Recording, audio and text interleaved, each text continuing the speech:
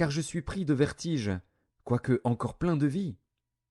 Je m'approchai de lui, et je lui donnai la mort, sachant bien qu'il ne survivrait pas à sa défaite. J'ai enlevé le diadème qui était sur sa tête et le bracelet qu'il avait au bras, et je les apporte ici à mon seigneur. David saisit ses vêtements et les déchira, et tous les hommes qui étaient auprès de lui firent de même.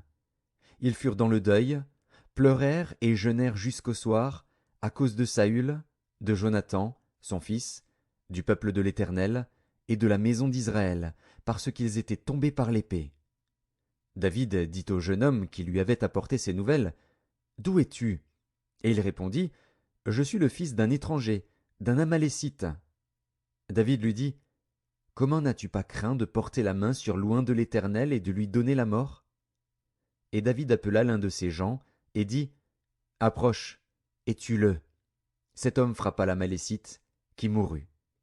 Et David lui dit, « Que ton sang retombe sur ta tête, car ta bouche a déposé contre toi, puisque tu as dit, J'ai donné la mort à loin de l'Éternel. » Voici le cantique funèbre que David composa sur Saül et sur Jonathan, son fils, et qu'il ordonna d'enseigner aux enfants de Juda.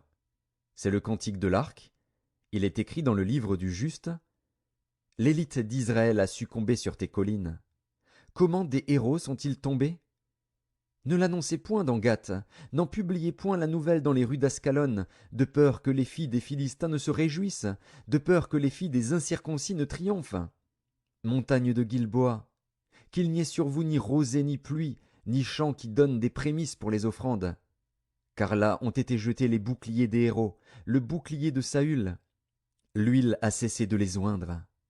Devant le sang des blessés, devant la graisse des plus vaillants, l'arc de Jonathan n'a jamais reculé, et l'épée de Saül ne retournait point à vide. Saül et Jonathan, aimables et chéris pendant leur vie, n'ont point été séparés dans leur mort. Ils étaient plus légers que les aigles, ils étaient plus forts que les lions.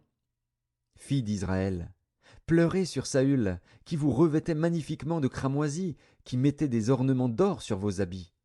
Comment des héros sont-ils tombés au milieu du combat? Comment Jonathan a-t-il succombé sur tes collines? Je suis dans la douleur à cause de toi, Jonathan, mon frère. Tu faisais tout mon plaisir. Ton amour pour moi était admirable, au-dessus de l'amour des femmes. Comment des héros sont-ils tombés? Comment leurs armes se sont-elles perdues? 2 Samuel, chapitre 10. Après cela, le roi des fils d'Ammon mourut, et Hanun, son fils, régna à sa place. David dit, « Je montrerai de la bienveillance à Hanun, fils de Nakash, comme son père en a montré à mon égard. » Et David envoya ses serviteurs pour le consoler au sujet de son père. Lorsque les serviteurs de David arrivèrent dans le pays des fils d'Ammon, les chefs des fils d'Ammon dirent à Hanun,